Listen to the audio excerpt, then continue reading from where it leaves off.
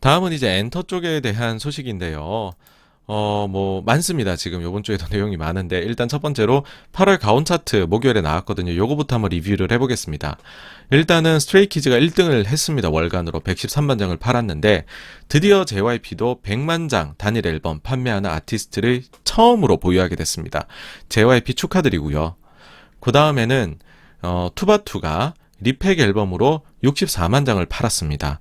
2등인데 요것도 좀 축하드려야 될 일인 게 이제 방탄의 동생 그룹도 직계 동생 그룹이잖아요. 여기도 지금 글로벌 그룹으로 나아가는 그 길을 모범생처럼 아주 모범생처럼입니다. 잘 성장해 나가고 있다라는 얘기를 드리고 싶은 게 왜냐하면 정규 앨범이 지금까지 투바투가 이제 그 얼마 전에 나왔던 게 83만 장 팔렸거든요.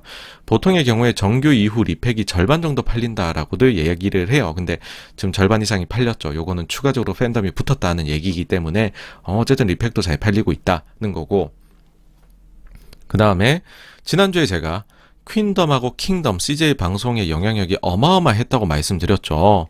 자, 다음 시즌은 과연 언제 하나요? 기대가 되네요. 왜냐? 더 보이즈가 초동 자료만 나왔었는데 가온에서 월간 판매가 나왔습니다. 드디어 62만 장 팔았더라고요. 원래 더 보이즈라는 그룹은 5만 장 팔았습니다. 근데 로드 투 킹덤에 나오고서 20만 장대로 올라왔고요. 그 다음에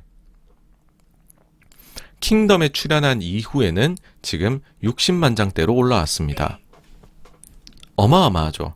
제가 볼 때 하여튼 다음 시즌 한다 그러면 다 나오려고 할 것 같아요. 자, 그 다음에는 레드벨벳 32만 장 팔았다는 소식인데 드디어 SM도 걸그룹으로 30만 장 이상, 그러니까 옛날 뭐 SES 시대 말고요. 이제 좀 그 세대가 지나서 기준으로 봤었을 때 그 SM이 걸그룹으로 30만 장 돌파하는 그룹을 다시금 보유하게 되었다. 그 전에는 이제 블랙핑크, 트와이스, 아이즈원이었죠. 그리고 그 엔하이픈이 참 잘한다. 예, 아주 여기도 빠른 속도로 1군으로 남자 아이돌 중에서 소위 1군으로 올라오고 있는 모습을 보이고 있다. 그래서 하이브하고 CJ가 합치니 참 일을 잘하는구나 라는 겁니다. 저희가 이제 구작 판매량 추이는 계속해서 보고 있는데 여기 보시면은 지금 엔하이픈이죠. 엔하이픈이 21년도 1분기에는 34,000장 구작이 팔렸는데 2분기에는 35,000장 그 다음에 지금 3분기 7월 8월 두 달이 지났는데 91,000장이 팔렸습니다. 엔하이픈이 9월에 컴백하거든요. 9월 말에 컴백 목표로 지금 앨범 준비 중이다라고 얘기를 하는데 이번에 컴백할 때 과연 어느 정도나 팔릴지 정말 기대가 됩니다. 요 정도면 이게 비교가 되시죠 지금. 상당히 잘 파는 숫자다라는 게 보이실 거고요. 그 다음에 스트레이키즈는 계속해서 잘 나오고 있습니다. 투바투도 잘하고 있고, 예. 그래서 우리나라 가수들이 지금 뭐 최근에 노이즈가 많지만 다들 잘하고 있다. 그렇게 말씀을 드리고 싶습니다. 그 다음에는 컴백이 이제 지난주에는 대규모 컴백은 이제 리사가 있었죠. YG에. 리사가 이제 선주문 80만 장 기사가 나왔습니다.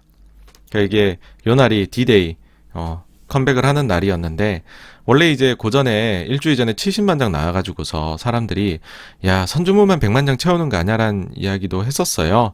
근데 이제 80만 장 돌파라고 하니까는 조금은 실망스럽다 뭐 이런 그 생각을 하시는 분들이 있는 것 같던데 제가 볼 때는 딱 제가 생각했었던 와 정말 잘 나올 것 같아 했었던 숫자 정도거든요. 그래서 아니 그걸 가지고 왜 실망을 하신지 모르겠다. 도대체 기대가 얼마나 높았을까라는 오히려 생각이 들었는데 요 정도를 하여튼 선주문이 나오게 되면 3개월 정도로 봤었을 때 앞으로 판매량은 90에서 100만 장 정도 리사가 나오지 않겠느냐. 이 정도면은 어마어마한 겁니다, 여러분. 왜 어마어마한 거냐? 그리고 저는 왜 리사는 100만 장 도전 정도를 할 것 같다 라는 식으로 지난주에 말씀드렸잖아요. 리사 100만 장 도전이 예상된다 그런 얘기 드렸는데 어떻게 해서 그런 예상 공식이 나왔는지 말씀을 드리면요. 자, 일단은 이제 솔로가 3번 지금 나왔죠. 그 전에 이제 그 블랙핑크 내에서 제니가 솔로를 냈었을 때가 이게 18년도 11월입니다. 근데 그 전에 전체 블랙핑크의 그 단체 앨범이 18년 6월에 나왔었고 요 앨범에 솔로 앨범 제니께 나오기 직전까지의 누적 판매량이 22만 장이었습니다. 팬덤 규모가. 요때 3개월 누적으로 제니의 솔로가 47,000장 팔렸고요. 현재까지 누적으로 10만 장이 팔렸어요. 근데 22만 장 팔 때 솔로 나온 가수가 5만 장을 판다는 거죠. 그러면은 로제하고 리사 같은 경우에는 지금 21년도 3월하고 9월에 솔로가 나온 거거든요. 근데 그 직전에 블랙핑크 전체가 다 나온 앨범은 그 20년도 10월의 앨범이었고요. 그게 한 130에서 40만 장 지금 팔려 있는 상황에서 요 두 가수가 솔로로 나온 겁니다. 그랬을 때 이때에 비해가고, 그러니까 제니가 솔로로 나왔을 때하고 비교도 안 되게 지금 블랙핑크의 팬덤이 커져 있는 상황이죠, 그렇죠? 그러니까는 이제 그 솔로 활동 앨범 판매량도 많이 늘었습니다. 로제 같은 경우에 선주문 기사가 50만 장이라는 게 나왔었어요. 그러고 나서 3개월 누적으로 57만 7천 장, 현재까지 누적으로 거의 60만 장이 육박하게 팔렸습니다. 그럼 사실 리사가 앨범 판매량에 있어가지고서 가장 지금 파워가 높거든요. 멤버들 중에서. 그러면은 이 사이에도 지금 그 팬덤의 증가가 좀 있었을 거고, 요 6개월 사이에. 그 다음 로제보다도 제가 생각할 때 거의 한 뭐 2배 조금 안 되게 팔지 않을까, 요런 정도의 추이들을 종합적으로 봤었을 때, 그래서 이제 생각했던 숫자가 한 100만을 노려볼 수 있을 것 같다, 그렇게 말씀을 드렸던 겁니다. 그리고 실제로 지금 선주문 80, 아마 3개월 팔면은 90에서 100으로 예상 정도 수준 나오지 않을까. 요게 이제 다른 가수, 대표적으로 이제 솔로 활동을 그 그룹 내에서 하는 데가 이제 엑소라고 할 수 있겠죠. 군대 때문에 사실 비자발적으로 어쩔 수 없이 하는 거긴 하지만, 근데 백현이 보면은, 그러니까는 지금 이제 그 엑소가 최근에 단체 앨범이 130만 장대 팔렸죠. 그러니까 지금 이게 그 블랙핑크하고 비슷하다고 할 수 있겠죠. 블랙핑크하고 비슷하게 단체 앨범이 팔리는데, 백현의 최근 앨범 밤비 21년도 3월에 나왔는데 이게 100만 장 팔렸었거든요. 요게 이제 솔로로 최초로 100만 장 돌파고 지금도 기록이죠, 그렇죠? 그래서 리사가 요 기록을 넘어선다면 정말 대기록을 달성을 하는 겁니다. 네, 그러니까는 뭐 이게 진짜 막 훨씬 막 150만 장 팔렸어야 된다, 이렇게 생각하시면 실망하실 수가 있겠지만 진짜 잘한 겁니다. 실망하지 마시고요. 기대치를 그 정도까지는 가지지 마십시오. 거기까지 가겠죠, 언젠가는. 근데 지금은 조금은 덜 무르익었다. 근데 지금 너무 잘하고 있다, 리사. 예, 그렇게 정도로 받아들여 주시면 어떨까 싶고, 실제 그리고 그 다음으로 이제 지금 리사 다음 로제 뭐 100만, 58만 이렇게 되잖아요. 지금 엑소도 보시면은 그러니까 참 비슷한 면이 많아요. 세오넨 찬열이 지금 백현 다음으로 유닛으로 나왔을 때 앨범 판매량이 높거든요. 이게 10억 뷰 앨범이 20년 7월에 나왔는데 요게 한 54만 장 팔렸습니다. 그러니까 요 정도로 요렇게 그냥 종합적으로 보시면은 소위 말해 통밥을 굴렸을 때 리사의 앨범이 어느 정도 팔릴지가 대략적으로 나왔었던 것이다 라는 거고요. 네. 이런 얘기를 사실은 이제 이렇게까지 길게 드리는 이유는 뭐냐면, 일단은 그 100만이라는 숫자 자체 엄청나다는 걸 말씀을 다시 한번 드리고 싶어요. 우리나라에서 지금 400만 장 이상, 500만 장 이상 가수 없고요. 단일 앨범. 400 이상은 방탄혼자, 300 이상 없고요. 그 다음에 200 이상은 NCT 드림만 있고요. 100만 이상이 NCT, 엑소, 세븐틴, 블랙핑크, 백현이 가지고 있습니다. 리사가 100을 팔면 여기에 올라오게 되는 거죠. 그 정도로 손꼽힌다 라고 말씀드리고 싶고,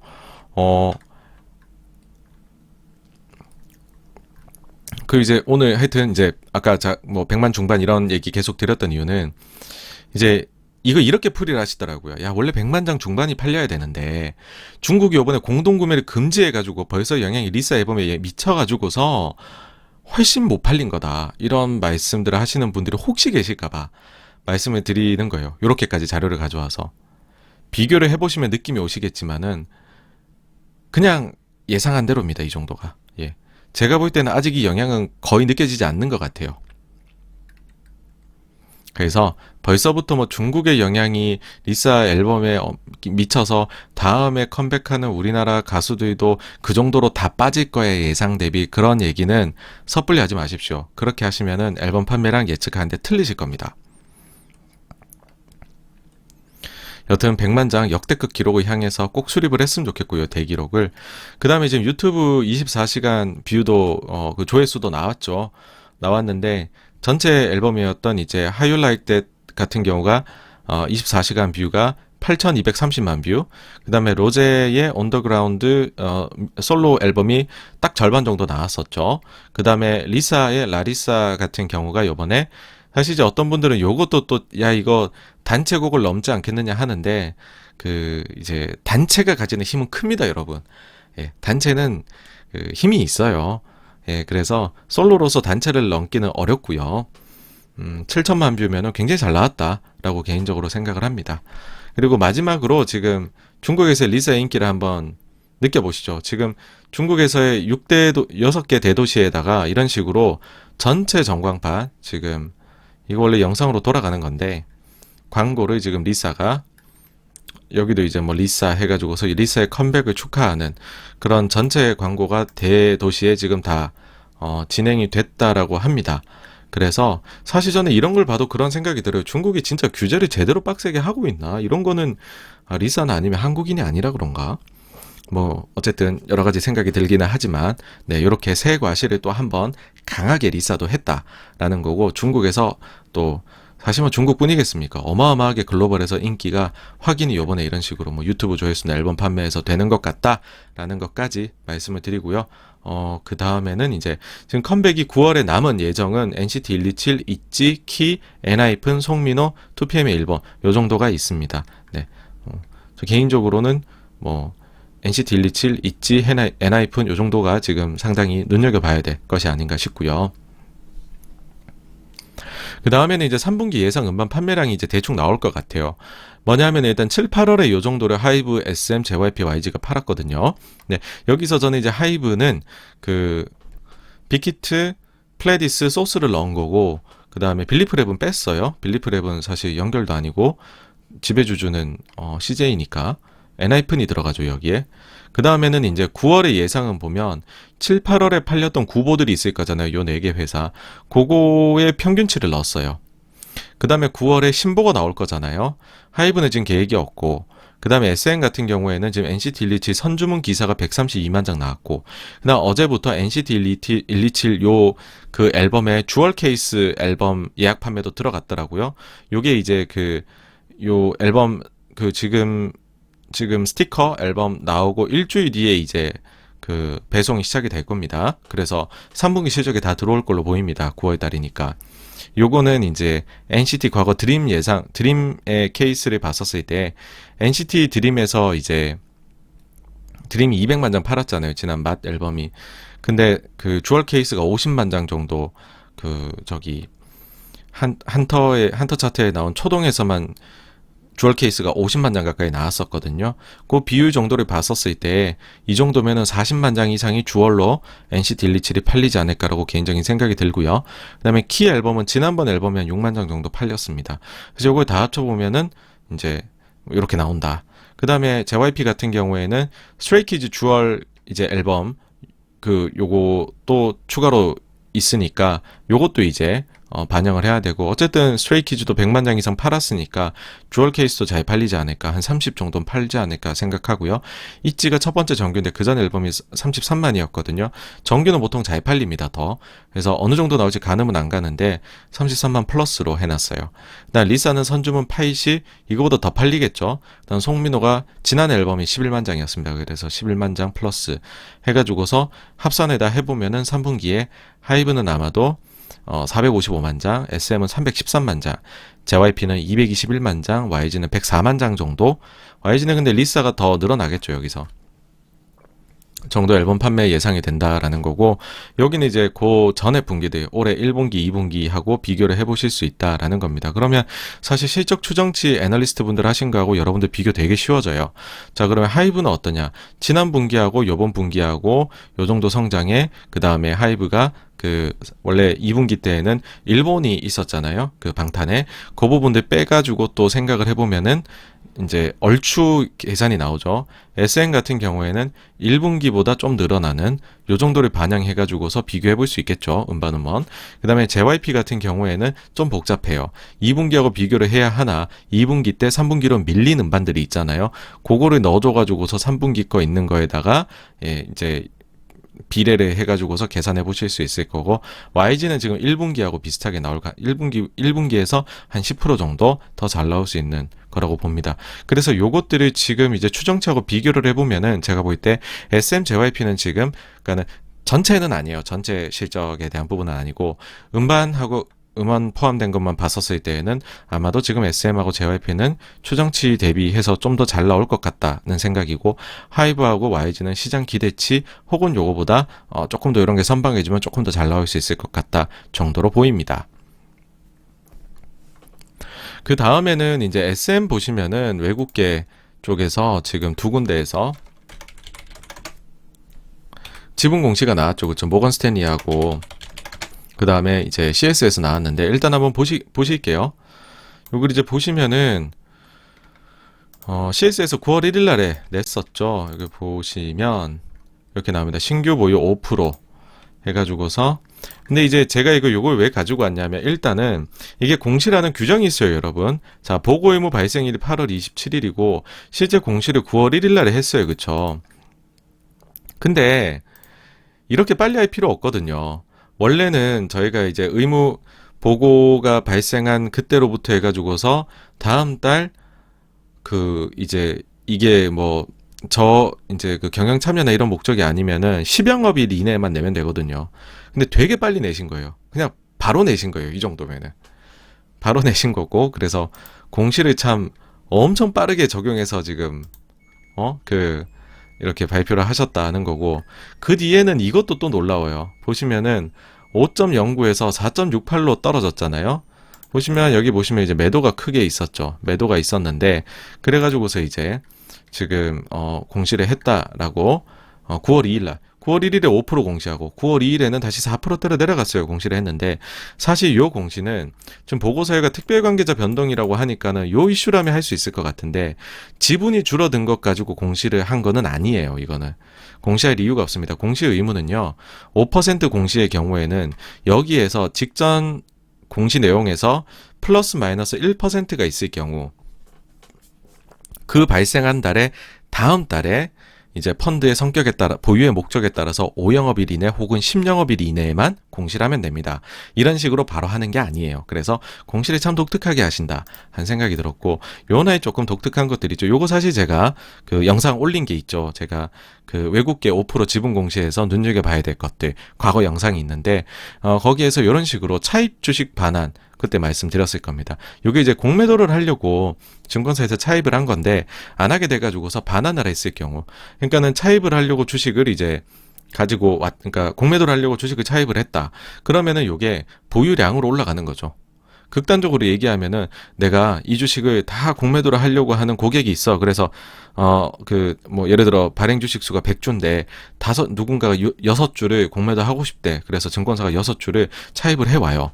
그랬는데 아직까지 그 운용사는 공매도를 안 한다. 그럼 6주는 증권사가 보유를 하고 있죠. 그렇죠, 여러분? 그러면은 5% 지분 공시가 되겠죠. 그렇죠? 근데 이제 이건 극단적인 케이스고요. 어쨌든지 간에 차입을 꽤 하는 것 같아요. CS를 통해서. 근데 요거는 이제 반환이 좀 일어났었죠. 몇몇 군데에서는 주식 공매도 하려고 차입했다 반환하셨나 봐요. 그 다음에 또 이제 9월 2일에서 9월 6일 또 며칠 안 지나가지고서는 또 이제 5% 보유 비율 됐다고 또 공시를 합니다. 모르겠어요. 이게 지금 그 공시 규정에 맞는 건지 저는 개인적으로는 잘 모르겠는데 어쨌든 조금이라도 지금 주식이 변동이 있으면은 CS에서는 계속해서 공시를 하는 스타일이신 것 같아요. 네. 그 다음에는 재밌는 게 모건이거든요. 모건 같은 경우에 보시면 8월 초에 이제 공시를 하죠. 이때 보시면 5% 이상 보유에 따른 신규 보고. 사실 근데 모건도 그런 게 보고 의무 발생일이 7월 27일인데 8월 2일까지 굳이 이제 공시 안 하셔도 되는데 빨리 하신 케이스인 거고요. 그 다음에 보시면은 여기는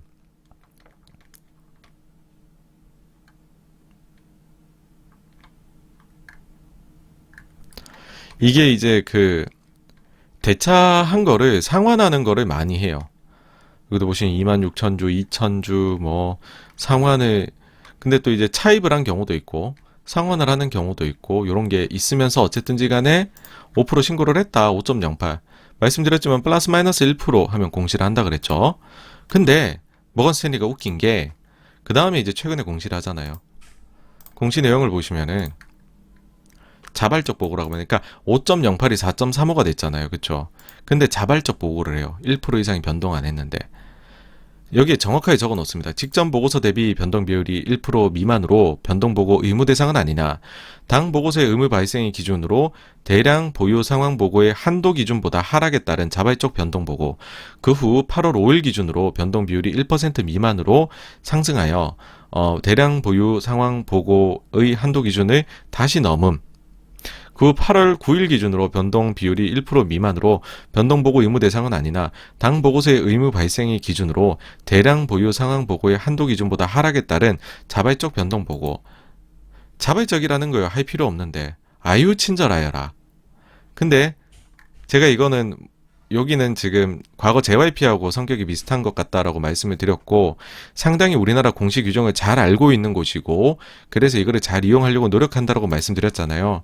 그런 생각도 들더라고요. 마치 내 매매를 좀 봤으면 내가 하는 매매에서 니네가 좀 임플리케이션을 얻어가지고서 알아차려줬으면 하는 것 같은 느낌적인 느낌을 받을 정도입니다. 이렇게 친절하게 알려주시는 경우는 전 잘 못 봤거든요. 근데 여기에서 또 독특한 점은 이거예요.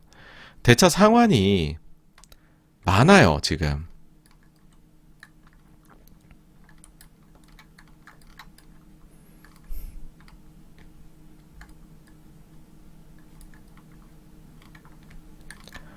이게 대차 상환이 많습니다, 여러분.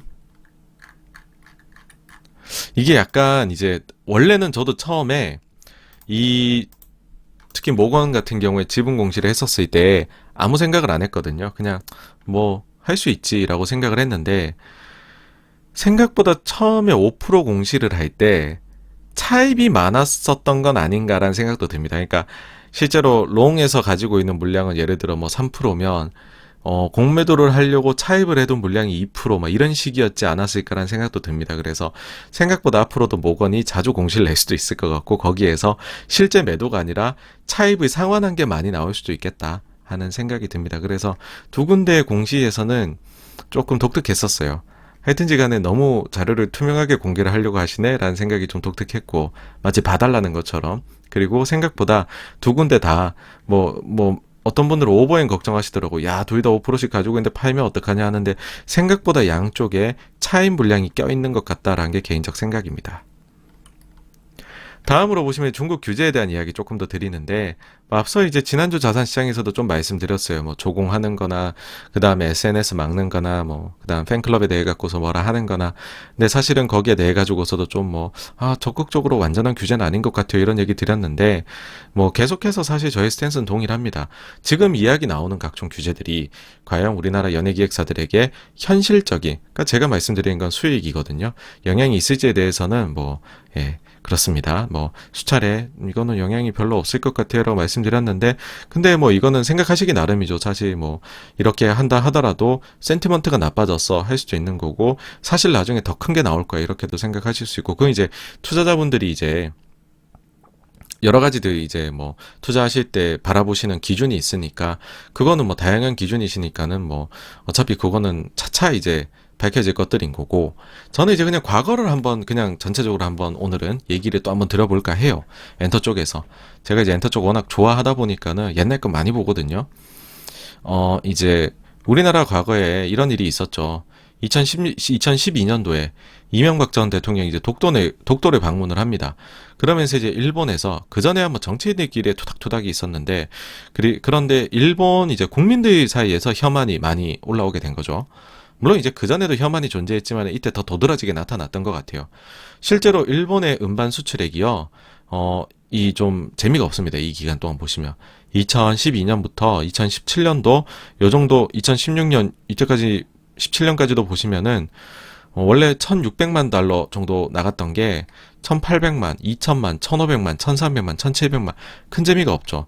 그러고 나서 이제 사실 이제 16년부터 반등을 시작을 하는 건데 17년도 늘고 18년도 2,800만, 3,200만, 6,400만, 2021년도 7월까지 누적으로 4,400만 이렇게 해가지고서 어떻게 보면 16년도를 저점으로 해가지고서 빠르게 다시 성장 가도를 달립니다. 과거 대비해서 훨씬 잘 팔리고 있죠.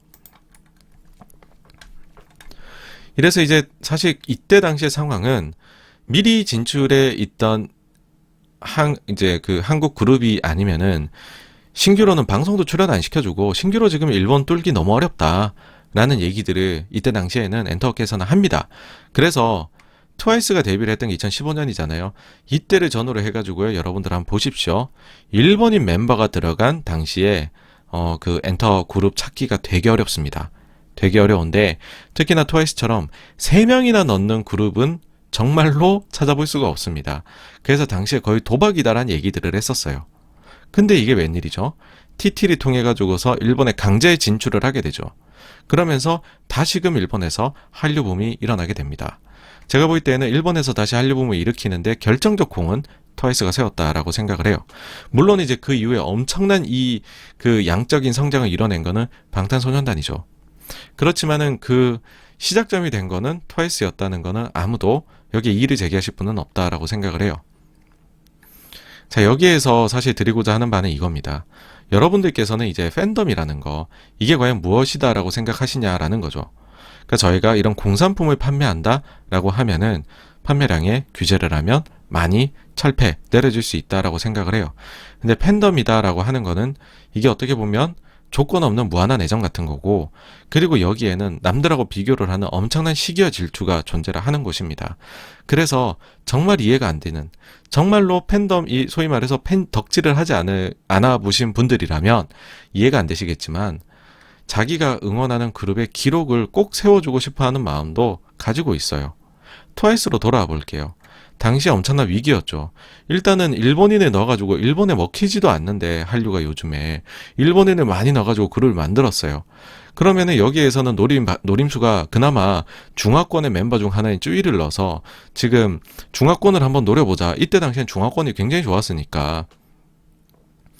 근데 어찌 된 게 이게 뭐 마리텔 나가가지고 대만기 한번 흔들었다가 난리가 났죠. 난리가. JYP 최대 위기라는 얘기까지도 했었습니다. JYP가 사실 남자 아이돌은 약하고 여자 아이돌이 강한데, 그 여자 아이돌이 오랜만에 냈는데 여자 아이돌이 앨범을 내자마자 지금 큰일 나게 생겼다라고 했으니 얼마나 최대 위기였겠습니까? 그쵸? 근데 데뷔 앨범이, 그러니까는 이제 그 대만기 흔들 때 요때가 데뷔 앨범이거든요. 요때 당시에 5만 장 팔렸어요. 근데 이런 좋지 않은 일들, 일본 진출은 어렵고 하는 상황인데 그 다음 앨범이 14만 장, 그리고 그 다음 앨범이 35만 장이 팔립니다. 다시 한 번 말씀드리지만 이게 팬덤입니다. 이게 어떤 거냐면은, 야, 우리 가수 왜 핍박하냐? 일본 없으면 장사 안 돼? 중국 없으면 장사 못 해? 야, 특정 국가에서 우리 제안을 하면 그러면 내가 응원하는 아티스트는 그러면 그냥 2등, 3등 군으로 밀려나야 돼? 앨범 판매량 기록도 못 세워? 야, 우리가 힘내보자. 중국 없이 해보자. 일본 없이 해보자. 그냥 우리가 무한장 한번 사보자. 기록 세워줘보자. 요런 식으로 팬들은 생각을 하거든요, 오히려. 그래서 이게 어떤 거냐면, 아티스트를 어떻게 잘 키우냐가 중요한 거지, 뭐 어떤 규제가 특정하게 나타난다, 어떤 나라에서 어떻게 한다라는 게 생각보다는 영향이 없고, 오히려 이게 그 반작용하고도 똑같아요. 막 뭐 이제 알아서 공부하랜데 공부해라 그러면 공부 안 하고 싶은 마음, 그런 게 있듯이 이거는 이제 너는 이제 너네 산업 끝났어. 사실 이때 중국에서 한한령을 시작할 때 문건 중에 이런 것도 있었어요. 한국에서 엔터 관련된 그 종사업자의 수를 3분의 1로 줄여버리겠다, 그런 얘기들도 했었어요. 근데 오히려 더 잘 됐죠. 우리나라 그 엔터 업계가 이런 거를 뚫고서 오히려 글로벌로 성공을 해버렸죠. 그러니까 이게 아무도 모른다는 겁니다. 예, 이게 어디로 튈지 몰라요. 왜냐? 팬덤 장사는 마음 장사거든요. 그래서 지금 보면 제가 볼 때는 이게 또 이런 느낌이 들어요. 뭐냐면 한한령이 굉장히 길어지고 있잖아요. 그래서 지금은 대부분의 그룹들에서, 사실 SM을 제외하면 대부분의 그룹들에서는 중국계 멤버를 가급적이면 넣지 않으려고 하는 경향들이 있으신 것 같아요. 그 실제로도 그게 나타나고 있죠. 중국에서 지금 제2의 한한령, 문화대혁명 뭐 이런 얘기를 하니까. 근데 여러분들, 세상 일은 모르는 겁니다. 그리고 또 계속해서 위기론이 있어요. 우리나라 엔터업계는 어떻게 된 게. 우리나라 엔터사가 국내를 뛰어넘어 인기를 얻기 시작한 이래부터 위기론은 반복되고 있습니다. 거의 뭐 축구로 치면 메시 위기론 같은 건데, 혐한 위기론, 한한령 위기론, 코로나 위기론, 우리는 80년대 일본 문화처럼 망할 거야 위기론, 홍콩 누아르처럼 망할 거야 위기론, 계속적으로 지속적으로 위기론이 되었는데 그때마다 성장을 했죠. 그러니까 사실은 여기에 있는 이제 산업에 일하시는 분들, 그다음 실제로 최전선에서 뛰고 있는 우리 아티스트들이 계속해서 소위 말해 능력치를 키워나갔었습니다. 그러니까 사실 제일 걱정이 되는 거는 지금과 같은 뭐 규제라든지 일시적인 뭐 코로나 같은 상황 변화 이런 거일 거라 생각하지 않고요. 소위 이쪽에서 우리나라가 능력치가 떨어지기 시작할 때, 이쪽에 대한 투자들이 감소하기 시작할 때가 진짜 위기이지, 그렇지 않으면 어떻게든 여기에서 탈출구라 해야 될까요? 해결책, 그런 것들을 지금은 아직까지는 찾아 나갈 수 있는 펀더멘털 수준이지 않나라는 걸 말씀을 드리고 싶습니다. 네. 그래서 이제 여기까지가 이번 달 이제 엔터에 대한 정리까지 다 말씀을 드린 거고요. 예, 그다음 공지가 하나 있는데요. 네. 이제 처음 보신 분들도 계시겠지만은 저희가 이제 한 달에 한 번 정도 독서 모임을 온라인으로 진행을 합니다. 다음 주에 이제 그 86번가 라이브에서는 요거를 이제 첫 주제로 다룰 거고요. 책의 제목은 현금의 재발견입니다. 사실 이제 현금의 재발견이라는 책 제목을 보시면은 조금 읽기 싫어져요. 근데 원문은 이제 원제목은 이제 미국에서는 아웃사이더고, 요거는 여기 잘 적혀 있죠. 워렌 버핏이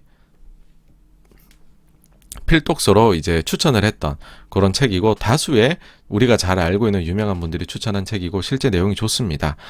그리고 요거를 보시면은 저희가 이제 미국 같은 경우 자사주 매입 많이 하잖아요. 거기에 대해서 아니 미래를 위한 투자를 해야지 자사주 매입을 해, 미국의 자본주의는 틀렸어, 이런 말씀들 하신 분들이 많으실 텐데, 요거를 보시면서 조금 생각을 바꿔주시면 어떨까라고 하는 그런 내용이 좀 담겨져 있는 책이니까요. 한번 보시면 좋을 것 같습니다. 네.